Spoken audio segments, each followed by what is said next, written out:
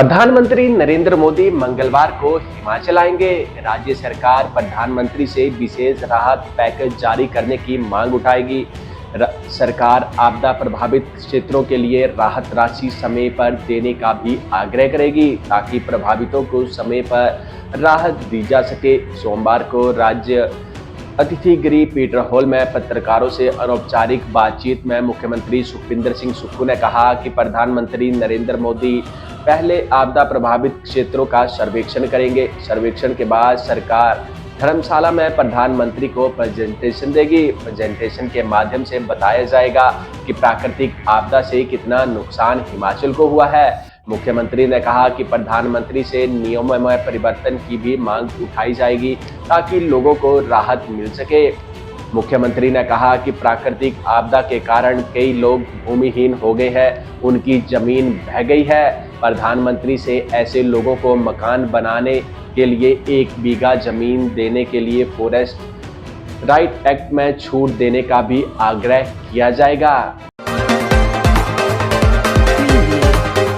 प्रधानमंत्री नरेंद्र मोदी के हिमाचल दौरे से पहले जयराम ठाकुर कांगड़ा पहुंचे और तैयारियों की समीक्षा की। पत्रकारों से अनौपचारिक बातचीत के दौरान नेता प्रतिपक्ष जयराम ठाकुर ने कहा कि हिमाचल प्रदेश आकर आपदा प्रभावित क्षेत्रों का निरीक्षण करने के लिए प्रधानमंत्री नरेंद्र मोदी का भी आभार व्यक्त करते हैं। उन्होंने कहा कि हमारी मुसीबत के समय में हमारे बीच आकर हमारे साथ खड़ा होने और हमारा दुख बांटने के लिए पूरे हिमाचल की तरफ से प्रधानमंत्री के भी आभारी हैं। जयराम ठाकुर ने कहा कि प्रधानमंत्री को हिमाचल में हुए नुकसान के बारे में अवगत करवाएंगे जिससे हिमाचल प्रदेश को ज़्यादा से ज़्यादा मदद हो सके।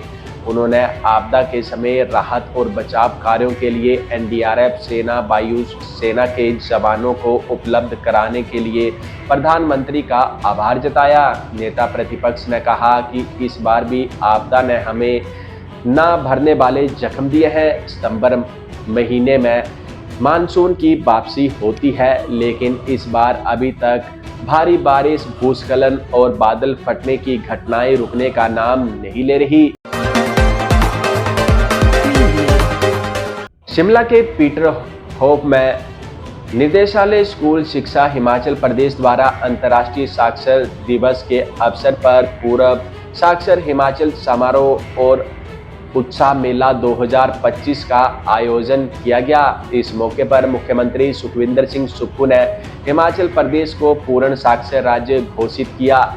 समारोह में प्रदेश में शिक्षा के क्षेत्र में हुई प्रगति पर प्रेजेंटेशन दी गई और सरकार ने भविष्य में गुणवत्ता शिक्षा पर विशेष ध्यान देने का दावा किया। मुख्यमंत्री ने कहा कि 1971 में पूर्ण राज्य का दर्जा मिलने के बाद हिमाचल ने शिक्षा के क्षेत्र में क्रांतिकारी बदलाव किए हैं। इसके परिणाम स्वरूप आज प्रदेश पूर्ण साक्षर राज्य बना है। उन्होंने बताया कि सरकार का अब तक मुख्य फोकस गुणवत्ता शिक्षा पर है, जिसके लिए डे बोर्डिंग स्कूल, पहली कक्षा से अंग्रेजी माध्यम में पढ़ाई जैसे कदम उठाए गए हैं और आगे भी सुधारात्मक प्रयास जारी रहेंगे। प्रदेश की साक्षरता दर 99.30% है और राष्ट्रीय स्तर की औसतन दर 80.9% से कहीं अधिक है। जब किसी राज्य की साक्षरता दर 95% या उससे अधिक हो जाती है तो उसे पूर्ण साक्षर राज्य घोषित किया जाता है। मिजोरम, त्रिपुरा और लक्षद्वीप जैसे राज्यों और केंद्र शासित प्रदेशों को पीछे छोड़ते हुए हिमाचल अब साक्षरता के में देश के शीर्ष पर पहुंच गया है।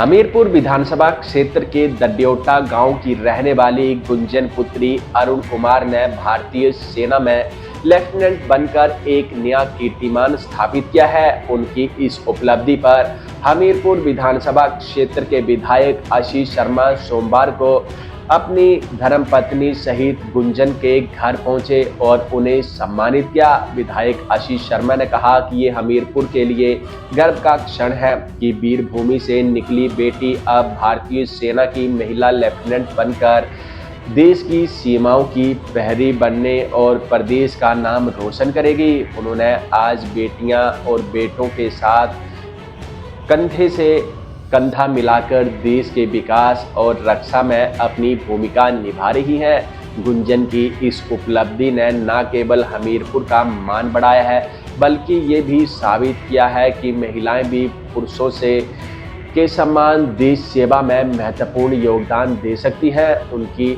सफलता अन्य युवतियों को प्रेरणा का स्रोत बनेगी। भवारना क्षेत्र के भोडा निवासी अभिषेक पटियाल लेफ्टिनेंट बनने के बाद रविवार को घर पहुंचे। गांव वासियों ने भीखासा में बैंड बाजों के साथ उनका भव्य स्वागत किया। अभिषेक पटियाल के पिता विजय सिंह पटियाल भी सेना से नायब सूबेदार पद से रिटायर हैं। अभिषेक ने माउंट कार्मल स्कूल ठाकुरद्वारा से 10वीं और जमा 2 की पढ़ाई आर्मी स्कूल चंडीगढ़ से की। इसके बाद उन्होंने बीएससी की पढ़ाई राजकीय कॉलेज चंडीगढ़ से की।